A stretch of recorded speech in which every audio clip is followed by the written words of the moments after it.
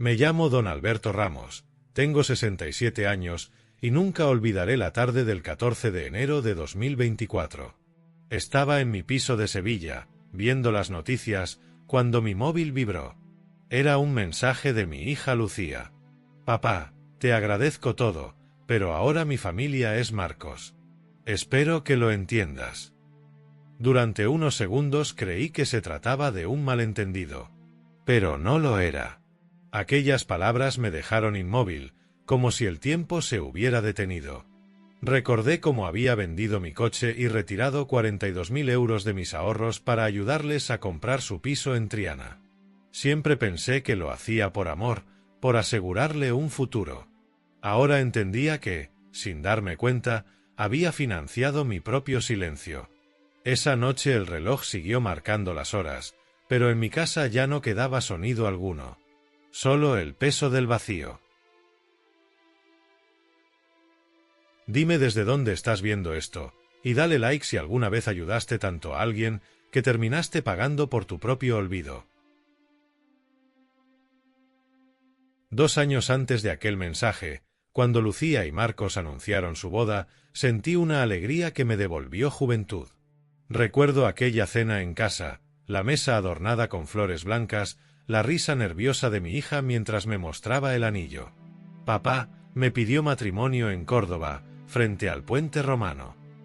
Su voz temblaba de ilusión, y yo solo pensé en su madre, en lo mucho que habría querido verla así.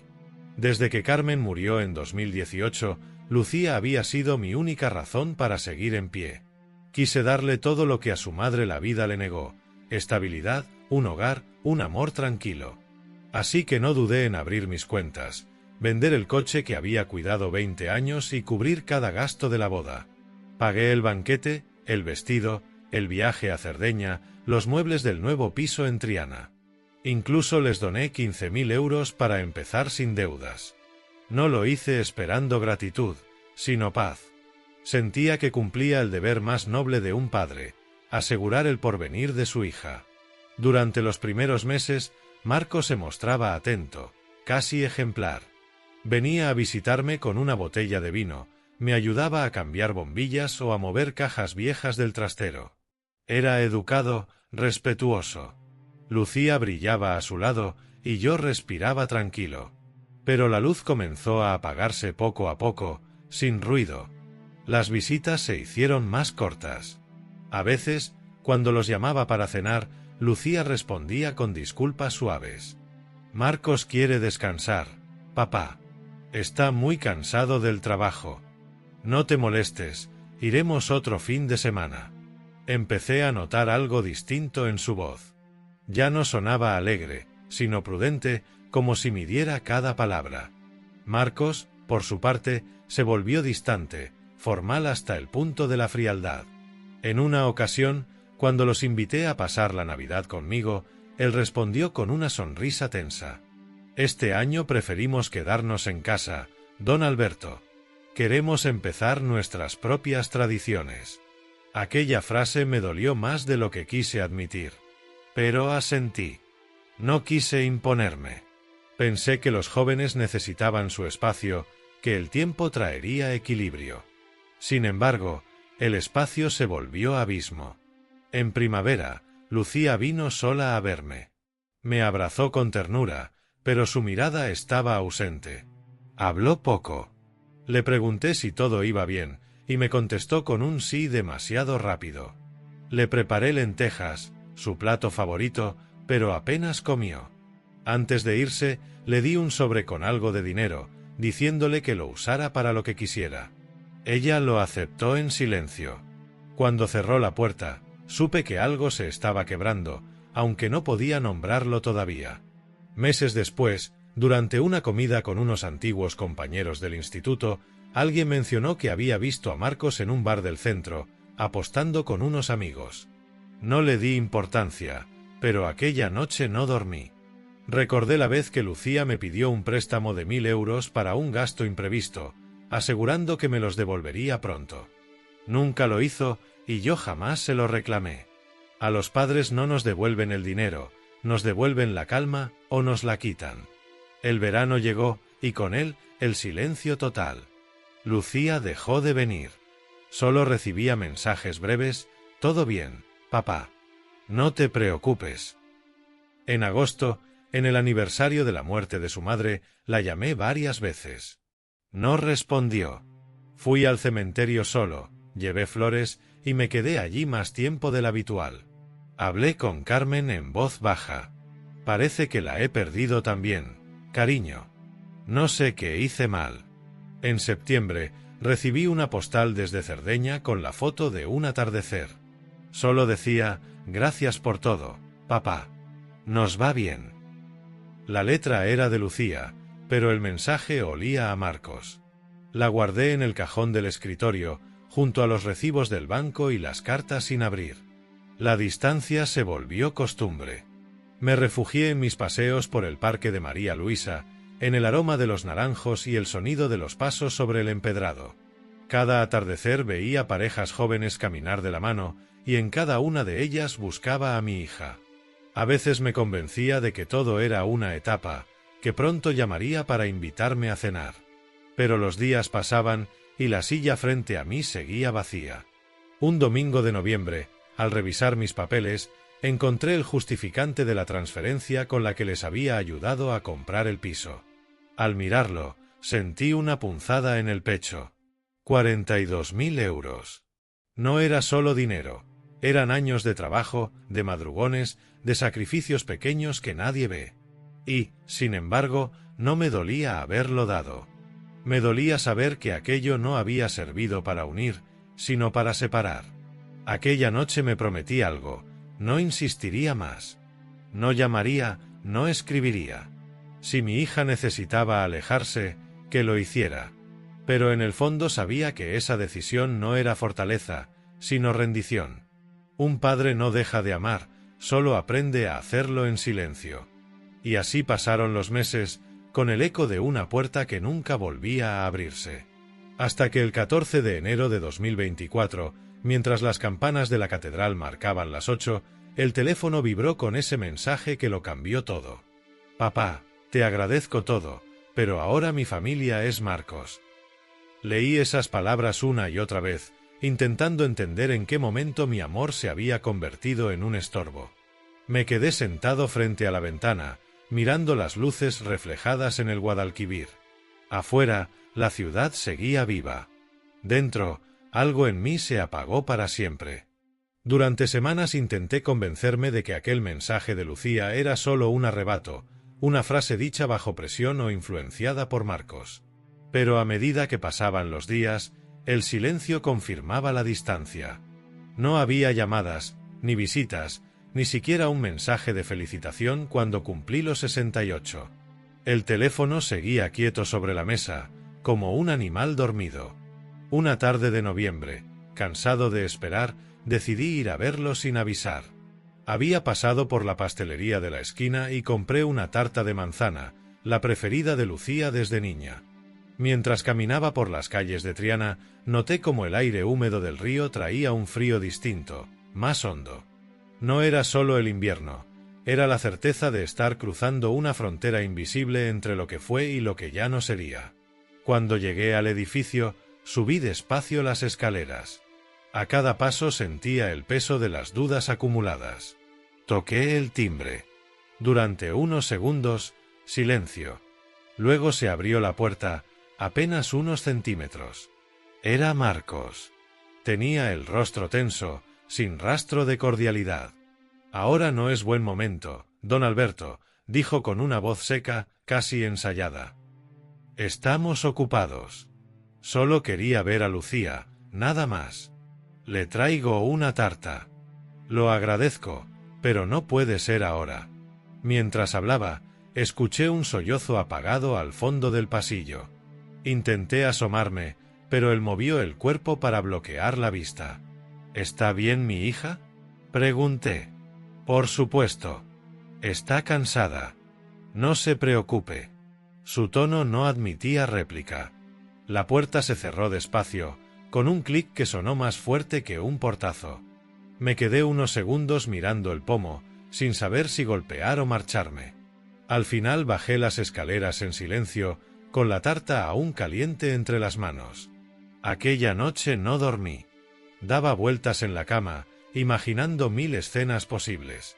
Al amanecer, cuando la luz empezó a entrar por la ventana, tomé una decisión que nunca antes habría imaginado.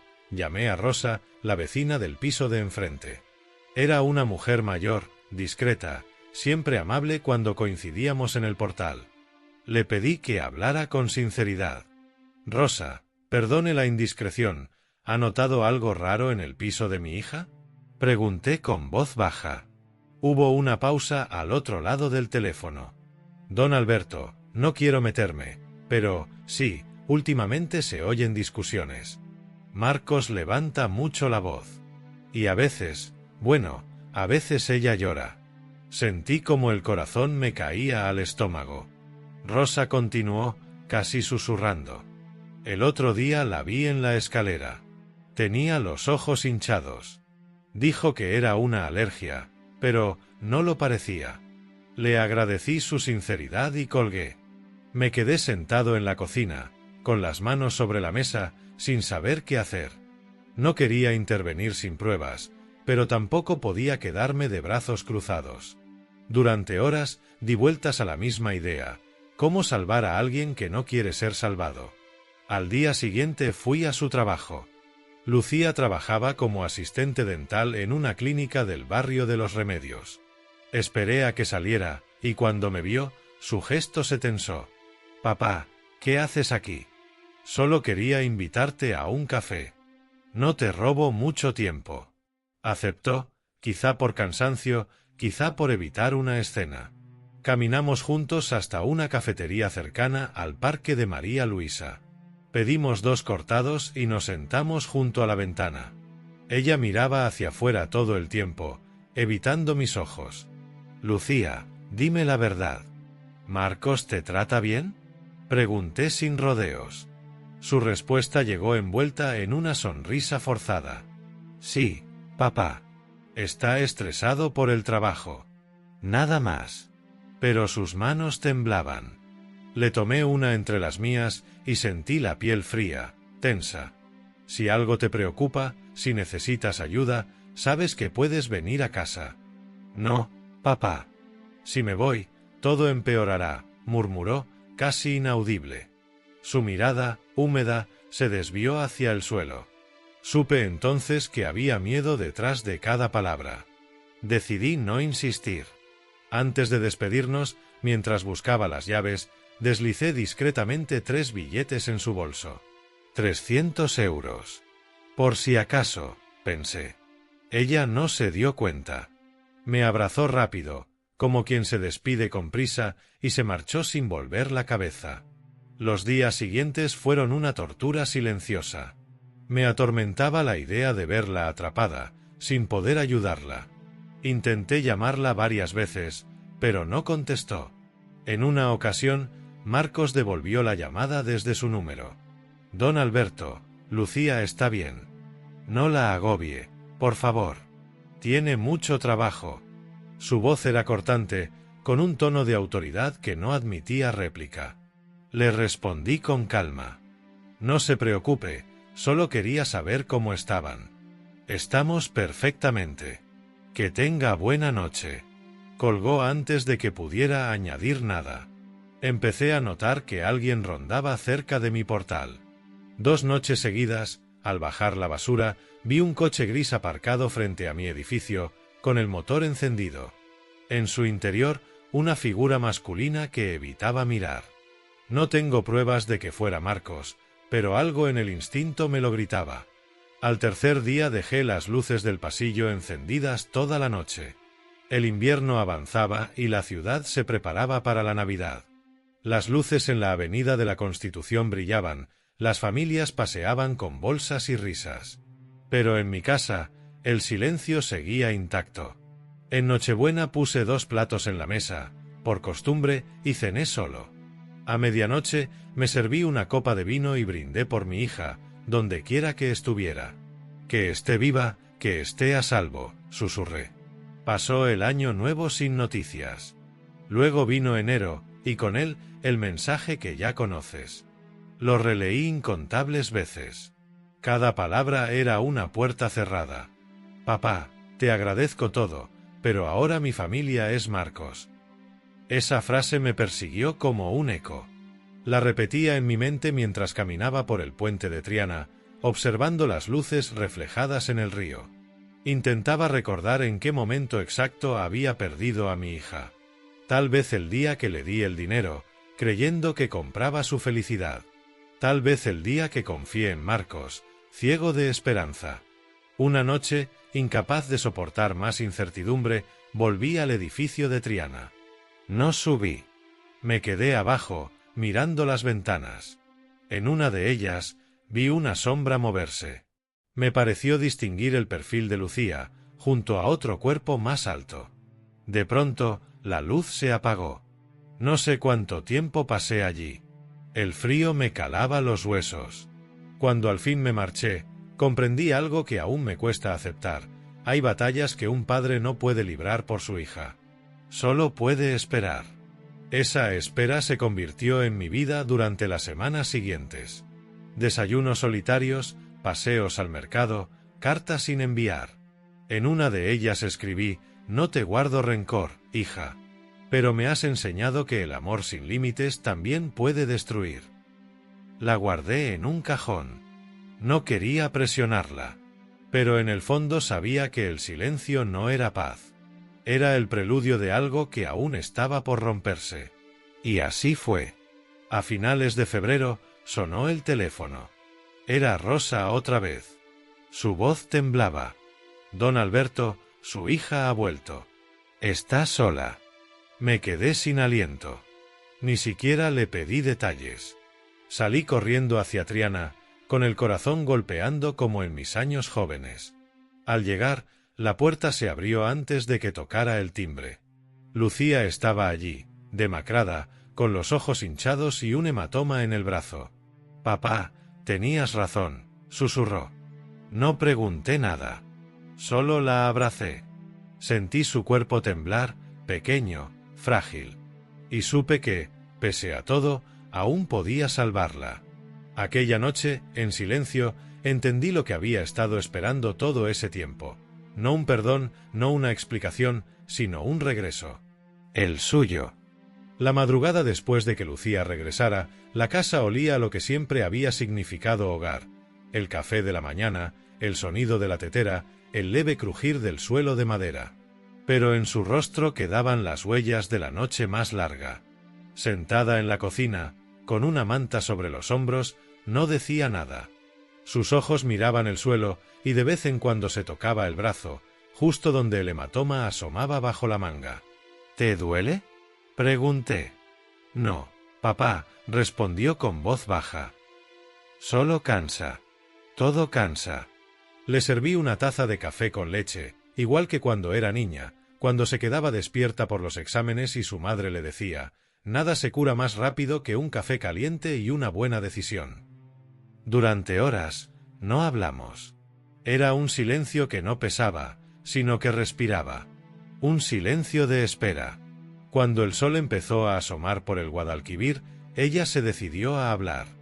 Marcos perdió el trabajo hace 3 meses. Empezó a apostar, primero poco, luego más. Yo intenté ayudarlo. «Papá, de verdad que sí». Pero cada vez que le pedía que se detuviera, se enfadaba. Me decía que desconfiaba de él, que lo humillaba. Y cuando por fin quise marcharme, dijo que sin mí se hundiría. Su voz se quebró. Yo no dije nada. Solo le tomé la mano. «El día que te escribí aquel mensaje», continuó, «él estaba detrás. Me obligó a hacerlo. Dijo que si no te alejaba, acabaría conmigo. Y yo tenía miedo. No quería que te hiciera daño». Cerré los ojos. Por dentro, algo ardía, pero no de rabia, sino de impotencia.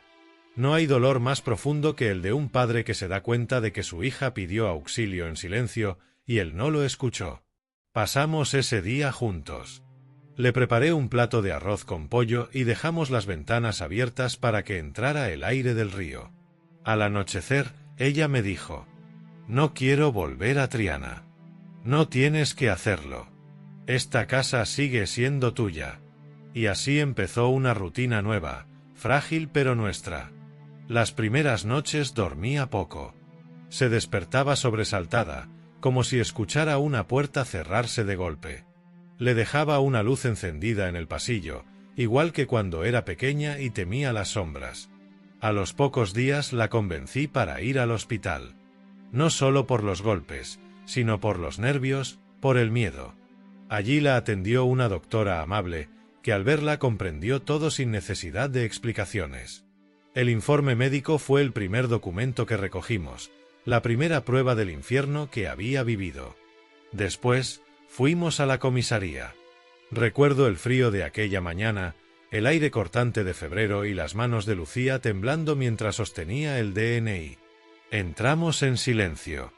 Un agente joven, de rostro cansado, nos atendió con respeto. ¿Desea presentar denuncia?, preguntó. Lucía me miró. Asintió con los labios apretados. Sí, dijo al fin. Por agresión y amenazas. Aquel sí fue una ruptura. Un corte limpio con el miedo. Las siguientes semanas fueron un laberinto de trámites, declaraciones, papeles, llamadas con abogados, revisiones médicas. Yo la acompañaba a todo, aunque muchas veces ella prefería callar en el coche. Un día, saliendo del juzgado, me tomó del brazo y dijo: «Nunca creí que tendría que pedirte ayuda para algo así. No la pediste, hija. La vida me la pidió por ti». Marcos fue detenido una tarde de marzo. La policía lo encontró en un bar, alterado, sin trabajo y con deudas de apuestas. Lucía lo supo por la llamada de su abogada. Se sentó en silencio en el sofá, sin alegría, sin alivio, solo con una calma extraña. «No quiero que sufra», dijo después de un rato. «Solo quiero que se detenga todo esto». Supe entonces que el perdón y el miedo se parecen mucho, ambos te obligan a callar para sobrevivir. Los meses siguientes fueron duros. Marcos negó los hechos, luego los admitió parcialmente. La defensa intentó alegar estrés, adicción, depresión. Yo escuchaba todo aquello en las vistas y pensaba en los miles de padres que, como yo, habíamos confiado demasiado en la palabra amor. En mayo, el juez dictó una orden de alejamiento y medidas cautelares. Marcos debía iniciar un tratamiento y no acercarse a Lucía ni a nuestro domicilio. Fue una victoria discreta, sin aplausos, sin justicia plena, pero una victoria al fin. Esa noche, al volver a casa, Lucía me dijo algo que me desgarró y me dio esperanza a la vez. «A veces me siento culpable, papá, por haber tardado tanto en irme». Le respondí sin dudar. «No culpes a quien sobrevive. Culpa a quien hiere». Poco a poco, mi hija empezó a respirar de nuevo. Se cortó el pelo, cambió de número y con ayuda de una terapeuta comenzó a reconstruirse. Un día me sorprendió con una noticia. Había conseguido un nuevo empleo en una clínica dental del centro. Le brillaban los ojos como hacía años que no veía. Aquel verano fue el primero que volvimos a compartir sin miedo. Desayunábamos en el balcón, mirando el río. A veces se reía por cosas pequeñas: el sonido de las palomas, el perro del vecino, los recuerdos de su madre. Esos gestos, mínimos, eran señales de que la vida empezaba a abrirse paso otra vez. Un mediodía de agosto, mientras preparábamos gazpacho, Lucía me preguntó: «¿Alguna vez pensaste en dejarme de lado, papá?». «Jamás. Ni un solo día». «Entonces, gracias por esperar». No supe qué responder. Me limité a sonreír y en ese gesto comprendí algo esencial: que el amor verdadero no exige promesas, solo presencia. En otoño, llegó la sentencia definitiva. Marcos fue condenado a 1 año y medio de prisión menor, además de tratamiento obligatorio y restricción de acercamiento por 3 años. Cuando la abogada nos lo comunicó, Lucía guardó silencio. Luego, con voz baja, dijo: «No quiero alegrarme. Solo quiero descansar». Y descansó. La vida volvió poco a poco a su cauce. Compró plantas para el balcón, volvió a salir con amigas, retomó sus paseos por el parque. Yo la observaba desde la ventana y pensaba que esa era la verdadera justicia, verla volver a ser ella misma. Una tarde de diciembre, al volver del trabajo, me trajo una pequeña caja de madera. Dentro había una nota y una cadena de oro vieja, la de su madre. He decidido usarla otra vez, me dijo, porque ya no tengo miedo de recordar. Esa noche, al verla colocar la cadena en su cuello frente al espejo, supe que todo había cerrado el círculo. El miedo había sido sustituido por memoria, la culpa por verdad. Y comprendí que la verdad nunca llega completa ni limpia. Siempre viene acompañada de heridas, de dudas, de silencios. Pero cuando al fin se dice, cuando se sostiene en voz alta sin temblar, se convierte en libertad. Lucía no volvió a hablar de Marcos. Tampoco hizo falta. Su silencio ya no era miedo, era elección. Y en esa elección halló la paz que le habían robado.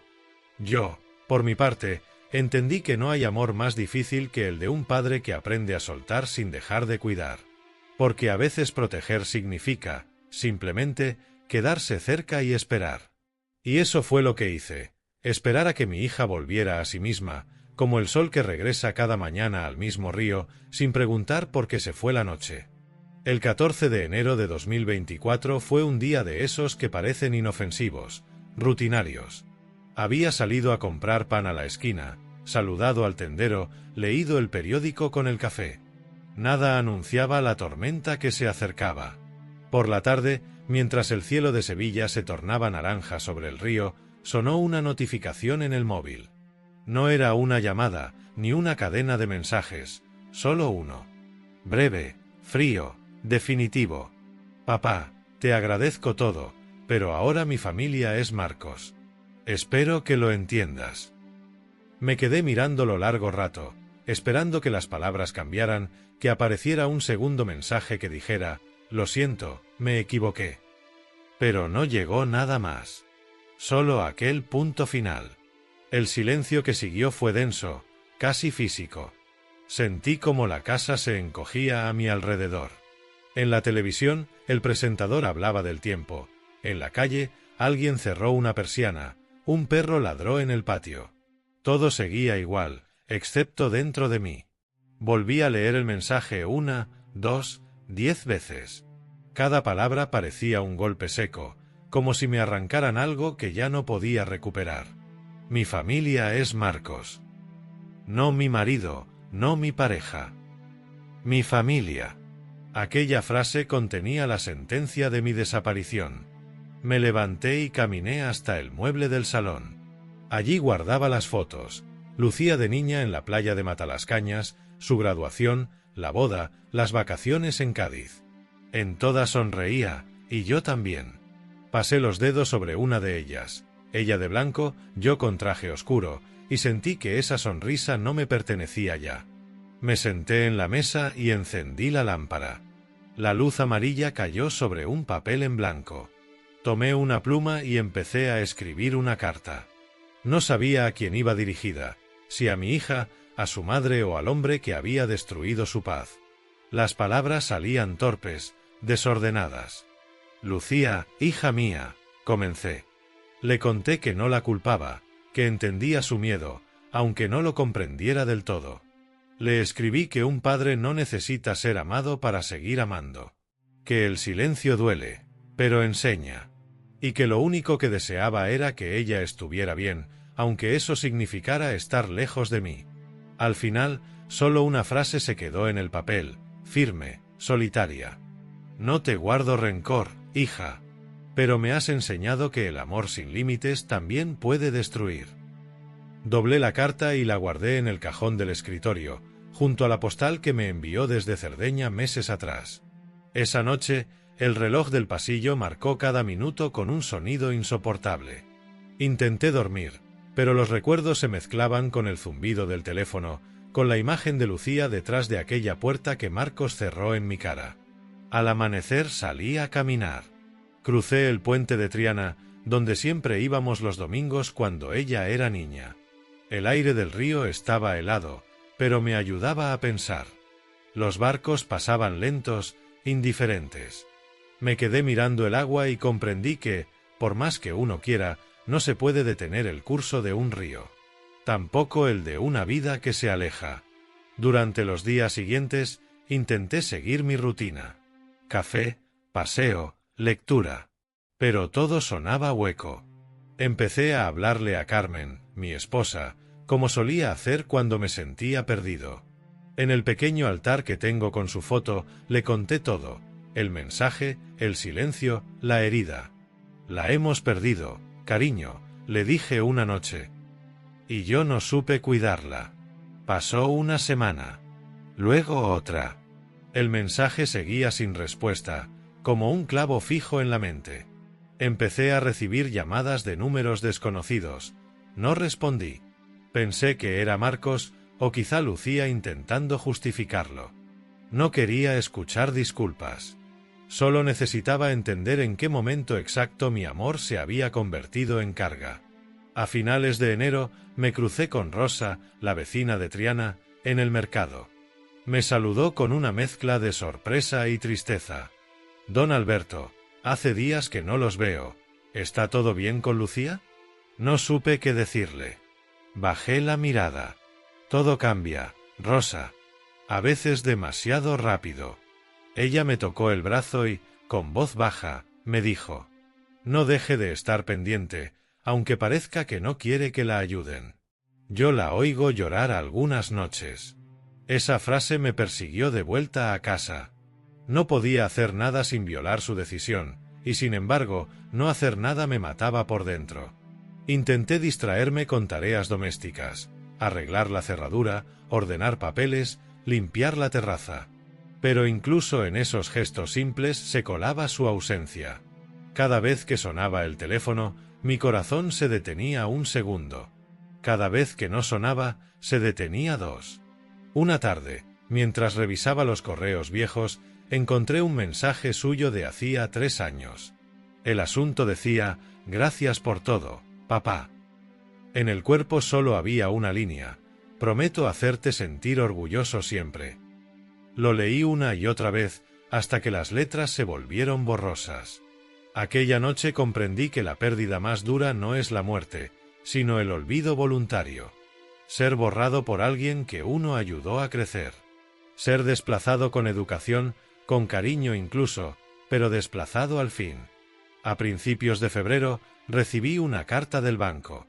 Era una notificación rutinaria, pero dentro encontré el resumen de la transferencia que hice 2 años atrás para el piso de Lucía y Marcos, 42.000 euros.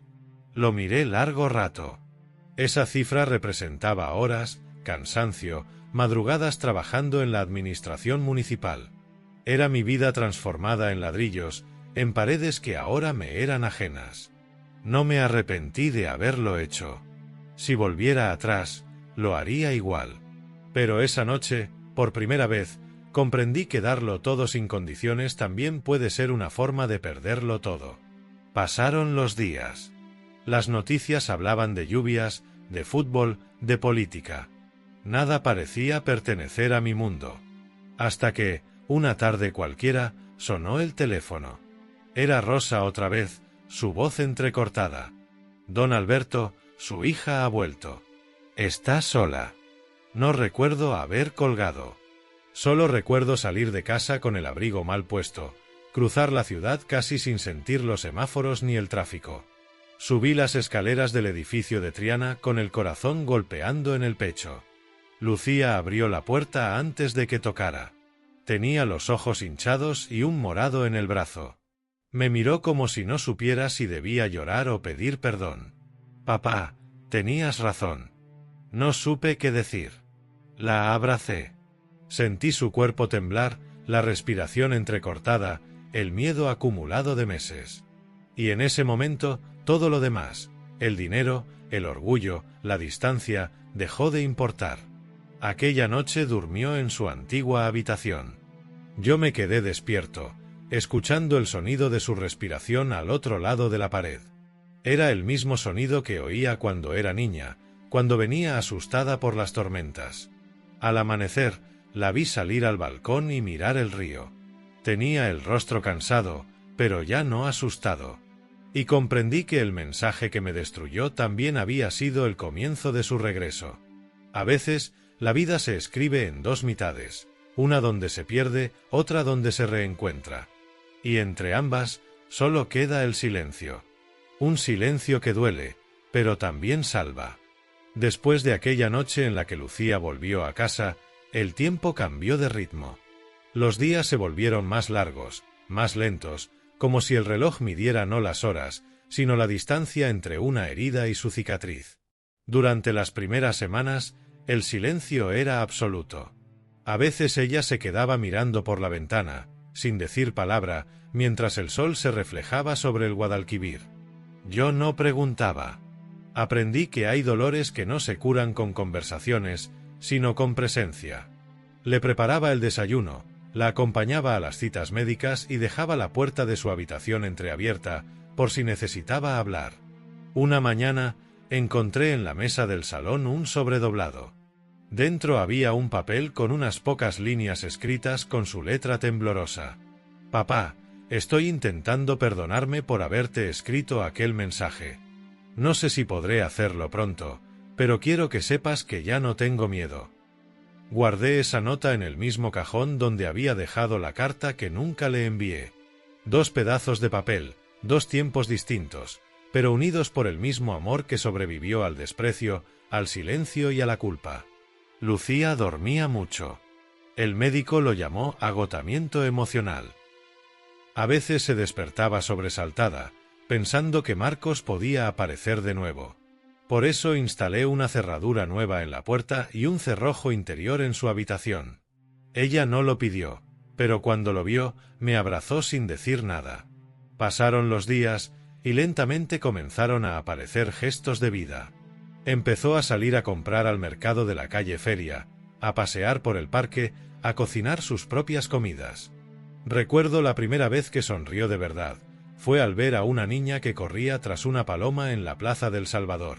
Se quedó mirándola largo rato, y luego me dijo en voz baja: «Durante mucho tiempo olvidé que la vida también podía ser esto». Esa frase se me quedó grabada. Una tarde de febrero, el teléfono sonó. Era Rosa, la vecina que siempre nos había advertido. Su voz sonaba preocupada. Don Alberto, su yerno, estuvo por aquí preguntando por Lucía. Decía que solo quería hablar, pero se le veía nervioso. Agradecí la llamada y colgué sin responder nada. Luego, cerré las persianas, apagué las luces y me quedé junto a la puerta, en silencio, con el oído atento a cualquier ruido en el pasillo. No vino. Pero el miedo regresó esa noche, colándose por las rendijas. Al día siguiente fuimos juntos a la comisaría para informar del incidente. Un agente nos recibió con amabilidad. Tomó nota y nos recordó que la orden de alejamiento seguía vigente. «Si vuelve a acercarse, llámenos de inmediato», dijo. Lucía asintió, con la mirada fija en la mesa. Después de esa visita, todo pareció estabilizarse. Ella se apuntó a un curso de higiene bucodental en el centro cívico, empezó a ayudar a una asociación que acompañaba a mujeres en situación de riesgo y poco a poco su voz volvió a sonar en la casa. Por las tardes ponía música, abría las ventanas y regaba las plantas del balcón. La escuchaba tararear canciones que antes le gustaban y yo me quedaba quieto, disfrutando de aquel sonido que devolvía calor al hogar. Sin embargo, el miedo no desaparece del todo, se acomoda. Una noche la encontré sentada en el suelo, mirando el teléfono. La pantalla mostraba un mensaje de un número desconocido. «Perdóname, Lucía. Solo quiero hablar». Ella no lloró. Se limitó a borrar el mensaje, dejar el móvil sobre la mesa y decirme: «Ya no tengo nada que escuchar». Esa decisión fue, para mí, el verdadero comienzo de su libertad. No la denuncia, ni la terapia, ni las medidas legales. Esa frase. La voluntad de no volver atrás. Los meses siguientes fueron de reconstrucción. En marzo, el abogado nos informó de que Marcos seguía bajo investigación por fraude en apuestas en línea. Su adicción lo había llevado a endeudarse con prestamistas, a falsificar firmas y a usar documentos de Lucía sin su consentimiento. Aquello explicaba muchas cosas: los nervios, los arrebatos, el control. Lucía escuchó todo sin pestañear. Al salir del despacho, me tomó de la mano. ¿Sabes qué siento, papá? ¿Qué, hija? Nada. Solo vacío. Y es una sensación buena, porque antes solo había miedo. Seguimos caminando por la avenida, en silencio. El aire olía a azahar.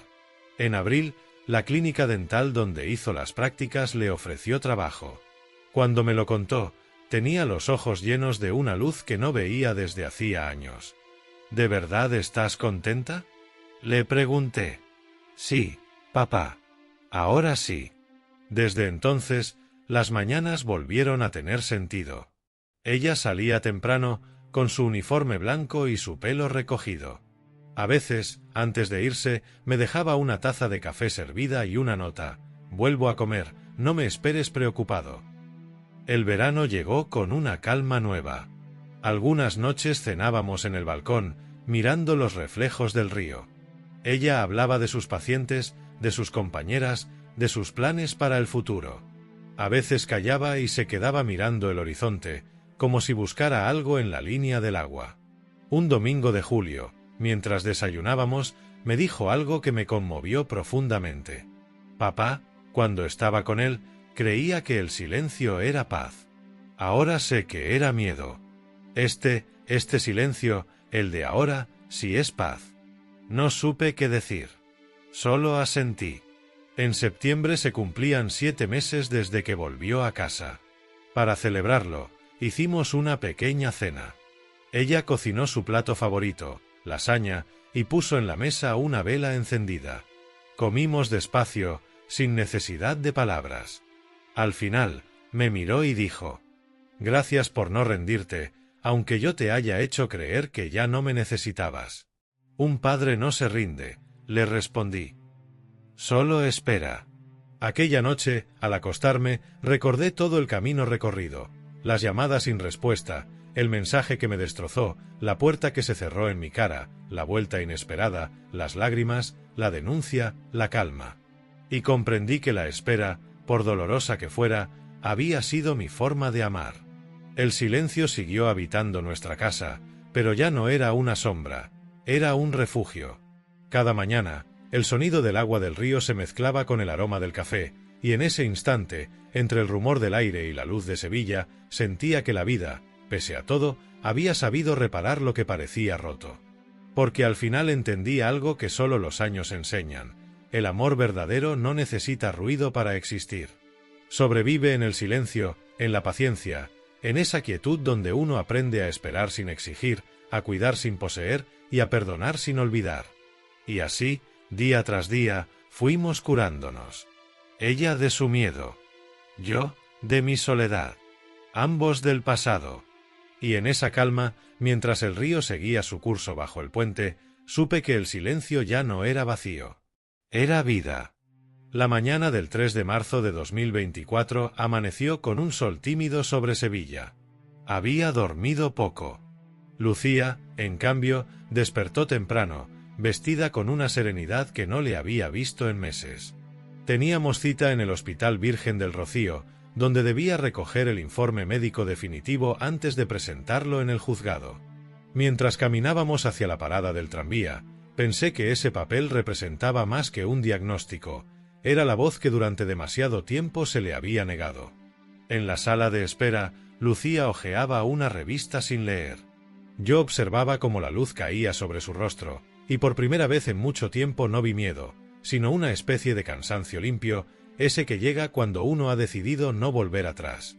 ¿Estás segura de querer hacerlo?, le pregunté. Sí, papá. Ya no lo hago por venganza. Lo hago por respeto a mí misma. Su respuesta fue tan firme que no necesité decir nada más. Salimos del hospital con el informe en la mano y nos dirigimos al despacho de la abogada. La mujer, una joven de mirada clara, nos recibió con un gesto profesional. Con esto, el caso toma fuerza, dijo, revisando los documentos. Las pruebas son suficientes para que se mantenga la orden de alejamiento y se abra juicio por coacción y lesiones. Lucía asintió. Yo solo apretaba el bastón con fuerza, conteniendo la mezcla de alivio y tristeza. Era inevitable pensar en cómo habríamos llegado allí, un padre de 68 años y su hija, en un despacho frío, buscando justicia por un amor que se convirtió en daño. Las semanas siguientes fueron una sucesión de trámites, comparecencias y esperas. Marcos había sido detenido, pero su abogado intentó presentarlo como un hombre enfermo, víctima de sus propias adicciones. Yo lo escuchaba en las audiencias, sentado detrás de Lucía, y me costaba creer que aquel discurso de víctima proviniera del mismo hombre que había aislado, humillado y controlado a mi hija. En una de esas sesiones, Marcos levantó la vista y me miró. Su rostro estaba más envejecido, sin la arrogancia de antes. Por un momento, sentí algo parecido a la compasión. Tal vez porque comprendí que la ruina nunca llega sola, siempre arrastra a quien la causa. Pero la compasión no es perdón. Lucía declaró con calma. Su voz tembló al principio, pero luego se hizo firme. Narró cada golpe, cada palabra de desprecio, cada noche en que creyó que no podría salir de aquella casa. No hubo dramatismo, solo verdad. Y la verdad, dicha sin odio, pesa más que cualquier lágrima. Al salir del juzgado, la abracé. Ella apoyó la cabeza en mi hombro y susurró: «He terminado, papá. Ya no tengo nada que esconder». Era cierto. Había terminado de cargar con la culpa que no le correspondía. Durante los meses siguientes, la vida comenzó a tomar una forma distinta. Lucía volvió a trabajar, a sonreír con naturalidad. Por las mañanas, antes de salir, dejaba la radio encendida con música suave. A veces la oía cantar desde la cocina, y ese sonido llenaba la casa como una bendición. Yo retomé mis paseos por el puente de Triana, el mismo donde años atrás la había llevado de la mano para enseñarle a mirar el agua sin miedo. Desde allí observaba la ciudad y pensaba en lo que habíamos sobrevivido. La vida no se había hecho más fácil, pero sí más clara. En mayo recibimos la resolución del tribunal. Marcos sería condenado a 18 meses de prisión menor y 3 años de alejamiento obligatorio. La abogada nos explicó que podría reducir la pena si aceptaba el tratamiento psicológico. Lucía guardó silencio. Después de unos segundos, dijo: «Ojalá lo haga. No por mí, por él». Ese día comprendí que mi hija había alcanzado algo más grande que la justicia, la redención. La noticia del fallo no me trajo alegría, sino una calma profunda. Me di cuenta de que la venganza jamás había sido parte de nuestra historia. Lo nuestro era otra cosa, una restitución silenciosa de la dignidad. En junio, Lucía recibió una llamada inesperada de la comisaría. Marcos había pedido entregar una carta. Ella dudó en aceptarla. Finalmente, decidió ir conmigo. El inspector nos la entregó en un sobre cerrado. Afuera, en un banco frente al edificio, Lucía la abrió. Leyó unas líneas, luego la dobló y la dejó a un lado. «¿Qué decía?», pregunté. «Lo mismo de siempre. Que me ama, que está arrepentido. Pero no hay perdón cuando no hay cambio». Dejó el sobre en la papelera más cercana y seguimos caminando. Aquel gesto sencillo, tirar una carta sin odio, fue su verdadera sentencia. Su cierre. A partir de entonces, todo empezó a florecer. No de golpe, sino con la lentitud de las cosas sinceras. Lucía pintó las paredes de su habitación, cambió las cortinas, trajo flores del mercado. Empezó a ahorrar y a hablar, de vez en cuando, de comprarse un piso pequeño cerca de la clínica. Me pidió ayuda para buscar, y juntos recorrimos barrios, visitamos anuncios, soñamos en voz alta. Una tarde, mientras tomábamos café en una terraza, me dijo algo que todavía guardo en el corazón. «Papá, ya no me da miedo estar sola. Antes pensaba que la soledad era castigo. Ahora sé que es libertad». Yo sonreí. La soledad solo duele cuando uno no la elige. Pasó el verano, y con él llegó un aire nuevo. Las risas de Lucía volvieron a llenar la casa, Los domingos se convirtieron en ritual de calma: desayunar juntos, leer el periódico, mirar el río. A veces la veía observando el horizonte, tranquila, con esa mirada de quien ha atravesado el fuego y ha salido entera. En septiembre, el abogado nos avisó de que Marcos había ingresado finalmente en el centro de rehabilitación asignado. Fue la última vez que escuchamos su nombre en un contexto legal. Lucía no preguntó más. Solo dijo: «Ya no forma parte de mi historia». Desde entonces, los días comenzaron a parecerse a los de antes, pero sin nostalgia. No era un regreso, sino una continuación. Un nuevo comienzo. Una noche, mientras cenábamos, me miró con ternura. «Papá, ¿tú me has perdonado?» «No tengo nada que perdonarte, hija. Fuiste valiente». A veces la valentía se parece mucho al silencio, pero yo lo entendí. Ella sonrió. Y fue en ese momento, al ver su rostro iluminado por la luz cálida del comedor, cuando comprendí que todo había valido la pena. Cada lágrima, cada espera, cada palabra no dicha. Porque la justicia no siempre llega en los tribunales. A veces llega así, en una cena sencilla, en un hogar tranquilo, en el brillo de unos ojos que han aprendido a vivir sin miedo. El río seguía su curso bajo el puente. Afuera, Sevilla respiraba su calma dorada de final de verano. Yo cerré los ojos y pensé en Carmen, en cómo habría sonreído al vernos así, de pie, reparados, juntos otra vez. Y mientras el reloj del pasillo marcaba las 10, me repetí en silencio: a veces la justicia no se busca, se construye, día a día, con verdad, con paciencia, con amor que no exige nada a cambio. Han pasado ya 9 meses desde aquella noche en que Lucía regresó a casa, con los ojos llenos de miedo y el alma rota. Hoy, mientras escribo estas líneas, la escucho en la cocina tarareando una canción antigua, la misma que su madre solía cantar cuando preparaba el desayuno. El aroma del café se mezcla con el del azahar que entra por la ventana abierta. Sevilla despierta, y por primera vez en mucho tiempo, siento que también nosotros hemos despertado. Lucía vive conmigo. Dice que será solo un tiempo, pero en el fondo sé que ninguno de los dos tiene prisa por cambiar eso. Cada mañana desayunamos mirando el Guadalquivir, y a veces bromea diciendo que ha vuelto a ser mi niña de 10 años. No hay tristeza en su voz, solo una ternura nueva, madura, que viene después del dolor. Hace unos días, mientras tomábamos café en el balcón, me mostró un mensaje en su teléfono. Era de un número desconocido. «Perdóname, Lucía. Fui un imbécil. Solo quiero hablar». Ella lo leyó en silencio, lo borró sin contestar y me miró con una serenidad que no necesita palabras. «Ahora sí sé quién es mi familia», dijo. No respondí. Me limité a asentir, mientras una brisa leve movía las cortinas y el sonido de una guitarra llegaba desde la calle. En ese instante supe que ya no quedaban fantasmas en nuestra casa. Lucía trabaja en una clínica dental del centro. Le gusta su trabajo y los pacientes la aprecian. A veces llega cansada, pero siempre con una sonrisa. Le gusta cuidar las plantas del balcón y cocinar los domingos. De vez en cuando salimos a caminar por el parque de María Luisa, y cada vez que pasamos junto a la fuente donde solía jugar de niña, me toma del brazo y dice: «Aquí todo sigue igual, papá. Solo hemos cambiado nosotros». Tiene razón. El mundo no cambia, cambiamos nosotros para poder mirarlo sin miedo. Hace poco, compró una libreta nueva y empezó a escribir. «No es un diario», dice.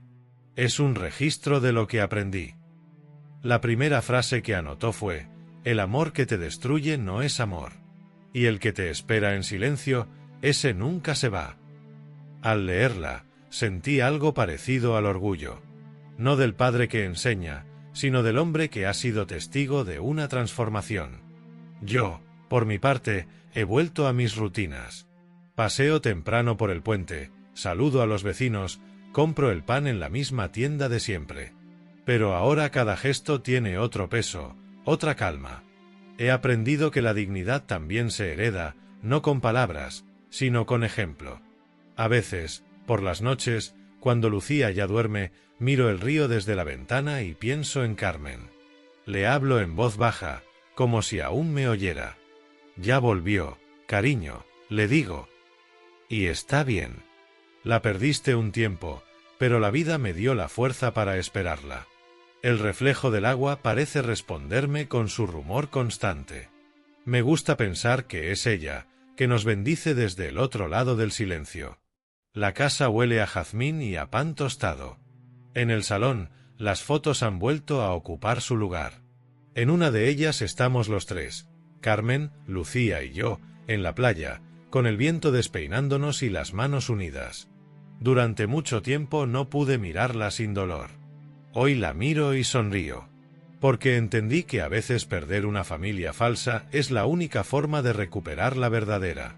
Y así, mientras el sol se levanta sobre Sevilla y las campanas de San Jacinto marcan la hora, tomo mi taza de café, cierro los ojos y respiro. El río sigue su curso, la vida también. Y en el fondo de ese silencio nuevo, limpio y luminoso, sé que finalmente hemos vuelto a casa.